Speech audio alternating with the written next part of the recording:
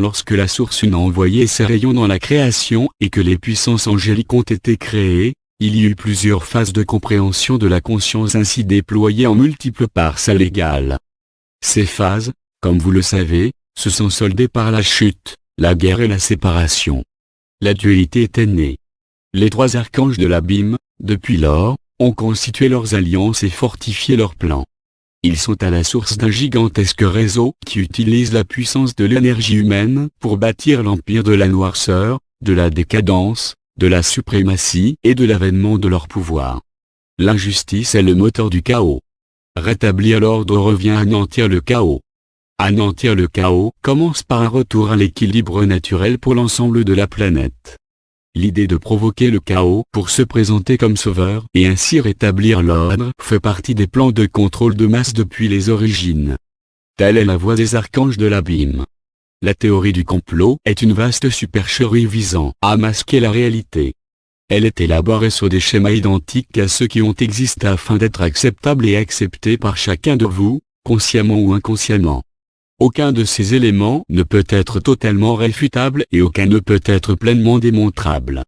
Voilà comment vous êtes maintenu dans une illusion encore plus grande. On vous fait croire que vous êtes dans l'illusion et que vous avez découvert l'ultime vérité cachée, le plus grand des complots, les secrets de ceux qui sont au pouvoir. En réalité il n'en est rien. Ce que vous croyez avoir découvert est uniquement ce que l'on a bien voulu vous laisser croire, voilà tout. Un complot dans un complot ? Une fausse théorie conspirationniste montée de toutes pièces? Il se pourrait bien que ce soit effectivement le cas. Le but de cette vaste supercherie est bien de créer le désordre en vous faisant perdre vos repères initiaux et en immisçant le doute dans votre système de pensée. C'est ici le premier commandement des archanges de l'abîme et de leurs ordres. Les trois archanges de l'abîme ont sous leurs ordres des armées de démons mais également des immortels afin que leur pouvoir source issu de l'ombre puisse s'imprégner dans la création matière.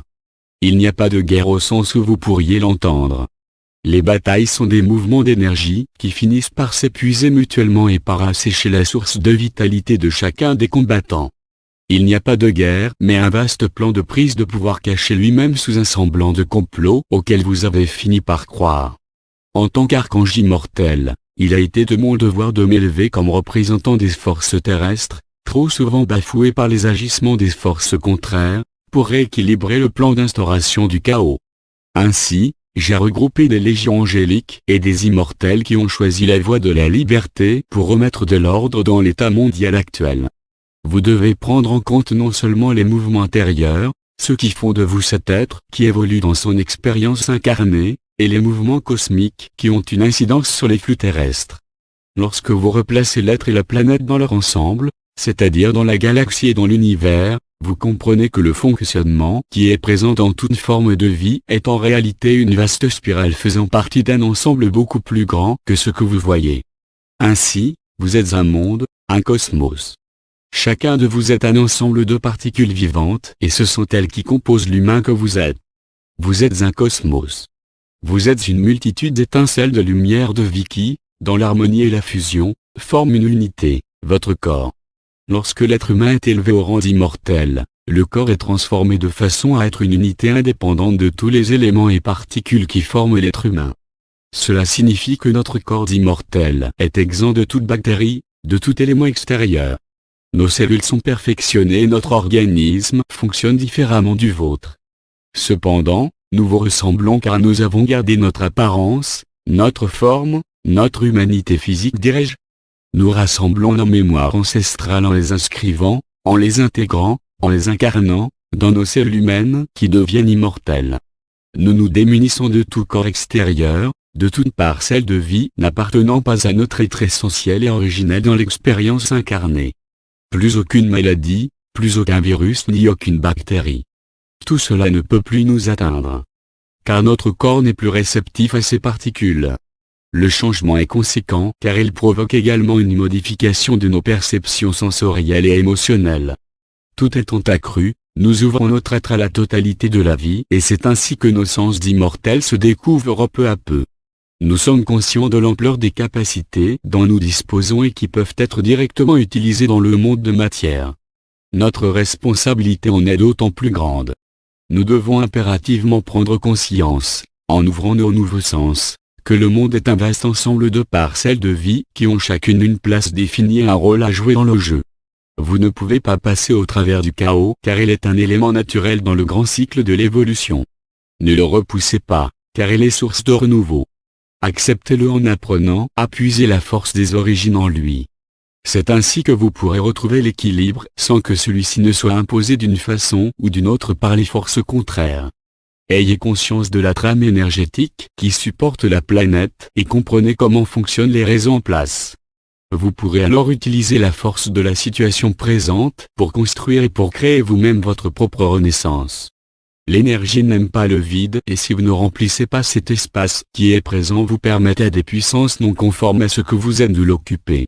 Vous ne pouvez qu'accepter le chaos qui s'en vient car il fait partie du cycle. Mais vous pouvez l'accepter sans tomber dans la fatalité, c'est-à-dire en suivant le mouvement tout en tenant les rênes du carrosse au lieu de vous laisser porter à la dérive. Les archanges de l'abîme travaillent en concertation avec les forces en place dans votre monde. Et ils le font de façon rapprochée.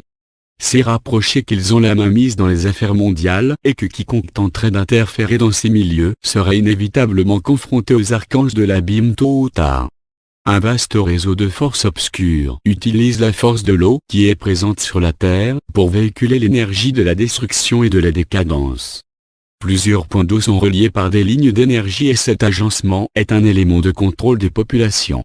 Vous ne pouvez pas lutter contre cela car les réseaux en place sont très puissants. Mais vous pouvez vous prémunir de leurs impacts sur votre psychisme et votre corps. Je vous ai dit que mes légions angéliques n'intervenaient que lorsqu'elles étaient appelées. Alors faites la demande de recevoir de la part des légions angéliques des boucliers d'or de protection. Ils sont une énergie, en vérité, qui dévie les flux néfastes de certains réseaux mal orientés.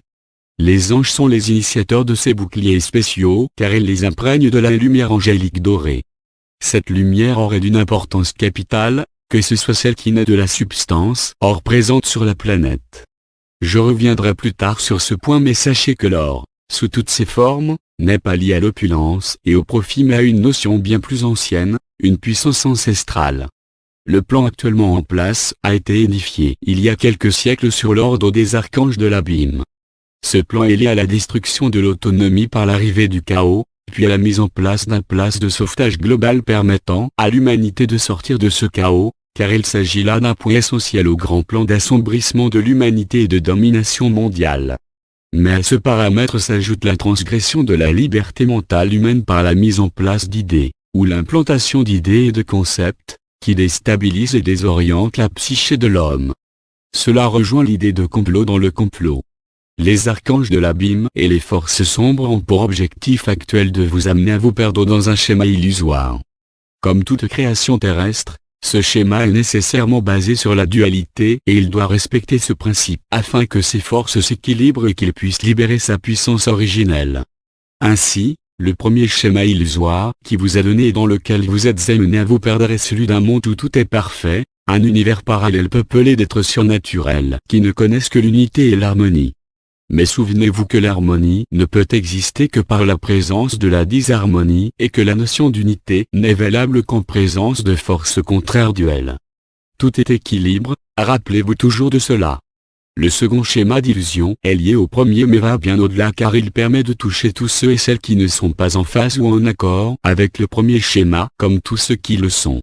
Ce second schéma sert à amener l'être humain encore plus loin dans l'illusion et dans le délire qui lui est donné et par lequel il est nourri, alimenté. Il s'agit du schéma lié à la théorie du complot mondial. Tout est parfaitement défini et présenté de façon à ce que ce schéma soit crédible et accepté, que ce soit par votre conscience ou par votre inconscient. Vous êtes nourri de ce que vous demandez. Vous êtes en demande de l'existence d'un secret caché qui visera à contrôler, dominer et asservir l'humanité. Voici que ce secret vous est servi sur un plateau doré. Il est ainsi acceptable et accepté par chacun d'entre vous, même ceux et celles qui doutent. De cette façon, vous êtes détourné du véritable jeu qui a lieu et dont vous faites partie malgré vous. Vous n'en connaissez pas les règles et c'est pour chacun de vous le moment de les apprendre. Soyez certain que tout ce que vous voyez ou croyez est faussé. Ne tombez pas dans la paranoïa mais regardez franchement et d'un regard neuf tout ce qui vous entoure, toutes les informations auxquelles vous avez accès, tous les événements qui ont lieu dans le monde au quotidien. Voyez ce gigantesque réseau qui se crée que vous alimentez par votre accord, par votre acceptation sans conscience. Vous alimentez la supercherie du complot mondial car vos émotions prennent part à ce jeu. Je ne vous dis pas qu'il faut impérativement vous couper de vos émotions pour accéder à la vérité, loin de là cette idée. Vous devez juste comprendre que votre capacité à ressentir des émotions est utilisée, dans le jeu en place, et qu'elle est un excellent vecteur pour implanter l'illusion. La vérité n'est pas celle qui vous est présentée ouvertement et qui dénonce le pouvoir en place. Elle est bien plus intelligemment pensée et définie, orientée et imprégnée, depuis les origines, dans les moindres recoins de la planète. Lorsque vous recevez ce que vous croyez être la réponse, alors vous arrêtez de chercher. C'est une erreur. La quête, dans ce jeu, doit être permanente. Prenez cet élément en compte dès à présent. Votre quête doit être permanente et vous seul pourrez la mener à bien. Je le répète, votre quête doit être permanente. Restez confiant et soyez persuadé que vous détenez les clés pour diriger parfaitement votre vaisseau dans l'univers de la vie et de l'évolution. Votre mental humain semble avoir besoin de schèmes compliqués et de circuits complexes pour accepter une réalité, qu'elle soit la vérité ou qu'elle soit créée de toutes pièces. Pourtant, la réalité telle qu'elle est à l'origine est bien plus simple. On vous expose des théories qui se tiennent les unes les autres et qui sont échafaudées sur un modèle correspondant à la carte mentale de l'être humain. Ainsi vous acceptez chacune de ces théories. L'une sans l'autre ne peut pas être valable. Elles se tiennent et se font exister simultanément. C'est pour cela que vous y croyez. C'est pour cela que vous êtes facile à manipuler et à contrôler. C'est pour cela que vous restez encore dans cet état de demi-sommeil en croyant être sur la bonne voie. On vous fait croire que vous êtes sur la bonne voie en laissant une porte entrouverte, histoire de vous permettre d'apercevoir une quelconque lueur et de garder espoir, de continuer de penser que vous êtes sur la bonne voie finalement.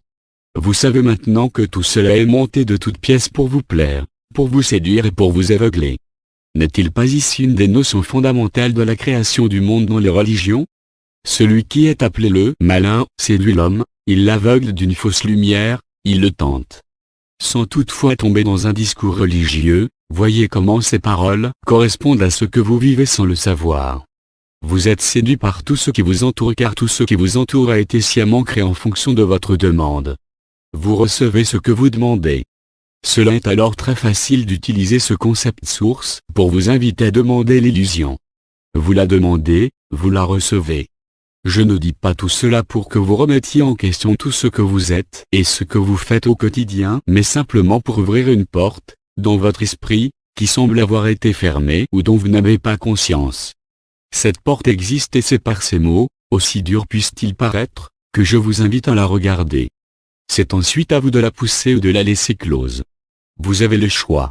Mon état d'être immortel, qui me lie à l'humanité par mon naissance ayant été mortel, est ce qui anime cette force en moi, celle de croire que chaque être humain possède la puissance de dépasser ce gigantesque voile d'illusion. En réalité, ce n'est qu'un voile après tout. Un voile d'illusion est alors facile à soulever, n'est-il pas? Ne tombez pas dans l'inquiétude ni dans la paranoïa à la lecture de mes précédentes lignes. Ce n'est pas le but de mon intervention. Que ces lignes et ces mots vous invitent plutôt à remettre en question vos croyances en élargissant votre point de vue. C'est dans la vastitude de votre regard humain que vous percevrez les moindres détails de la création qui est la vôtre.